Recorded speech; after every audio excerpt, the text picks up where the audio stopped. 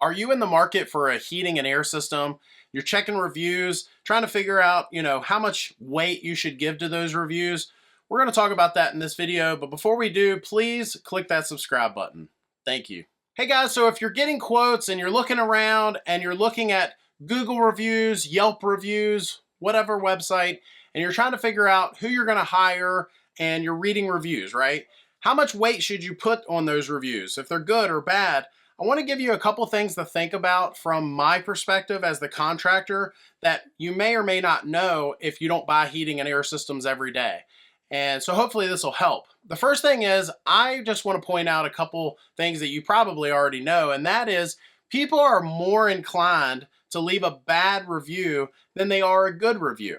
So in other words, if you were to say go to a restaurant, if you had a bad experience, you are more likely, statistics have shown, you're more likely to leave a review for that business than if you had a good experience. Does that mean all bad reviews are out the window now because of that? No, I'm just pointing that out, that if you're reading reviews and you see a company say with lots of good ones, or a company, if you're comparing two of them and one of them has a few bad reviews, just keep that in mind. The second thing I'll say is read the reviews. Don't just go by star ratings.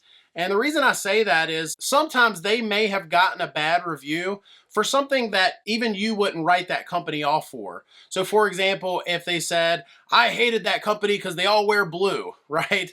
And that's kind of a funny example. But one thing I can think of is, as I was helping someone on New HVAC Guide, they were comparing two different contractors and they said, well, this one company, they're a little newer and they already have two bad reviews.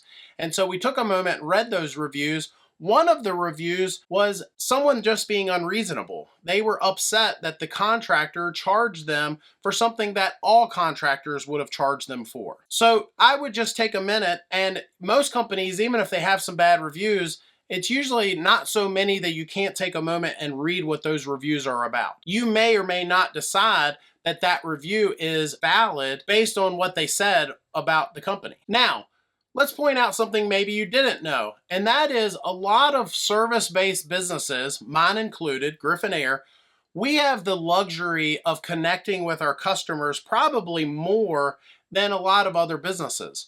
And what I mean by that is I go to restaurants all the time and I don't even know who the owner is. Some restaurants we do for one reason or another, but a lot of restaurants, you never meet the owner. You don't actually know who owns the business. And sometimes the good or bad experience you have is based on maybe an employee that won't even be there a month or two later anyway. So I point that out because a lot of service-based businesses, in contrast, you do know the owner, or at least you know who they are. That may not always be the case, but at least you are connecting with the person that came to your house, the person answering the phone for the business. And I would keep that in perspective as I'm looking at reviews for companies. So just because one company has a lot of good reviews or bad reviews or whatever, just understand that unlike a restaurant who it's hard to sometimes connect with their customers, service-based businesses, if they got a bad review, there may be a reason for that. Next, I just want to point out that not all websites are created equal. So realize that some websites are controlling the narrative of a company based on their relationship with that company. And you might say, what are you talking about? I'm not going to mention any particular names, but there are websites that will manipulate the reviews based on whether or not the company is paying that website. So for example, Griffin Air, if I weren't paying that website, they may decide to put a bad review on top and say, unless you pay me, I'm not moving that review down. There are websites that do that. Some of them portray themselves as a government entity, or at least everyone thinks they're a government entity and they don't do anything about changing that perception.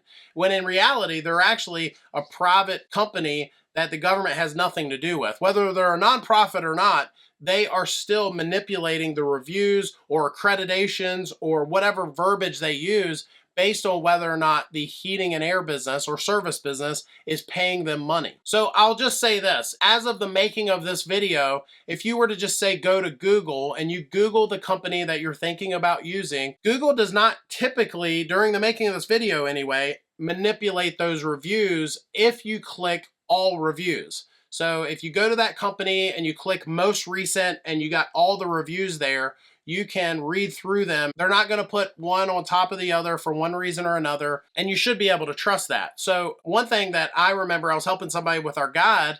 They had a company that had some decent reviews, but when we clicked the most recent ones, we saw a string of bad reviews there. And so I'm not going to get into all that and why, but ultimately that will tell you a story of what that company's doing. And in contrast, if you had, say, a different company who had a whole bunch of reviews, but they had, 10 bad reviews, but as you read through there, you realize those reviews are very sporadic. There's a whole lot of good stuff going on, and maybe you don't need to give as much weight to those bad reviews. Just saying. But I like those types of websites like Google because you are getting a snapshot from word of mouth advertising from someone you don't know. They are basically talking to someone in the future when they're leaving that review, and they're saying, hey, this happened, it was great, or this happened and it wasn't so great. But you're able to have a conversation with someone who's used that business before. And that's what's great about having reviews to start with, right? The last thing I'll say, I would not always just go by the number that's by the star rating. So I was just helping someone the other day, and I know I already mentioned you should read the reviews, but as we were looking through there, some of the reviews didn't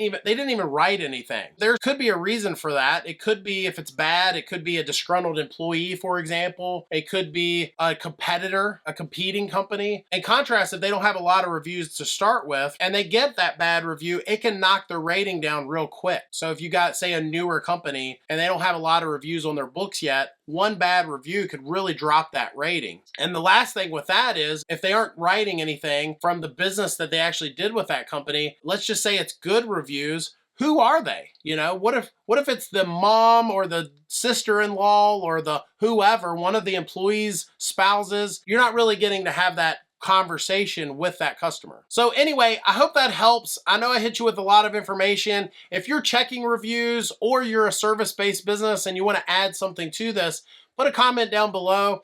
But we appreciate you watching. Hit that subscribe button. We'll see you next time.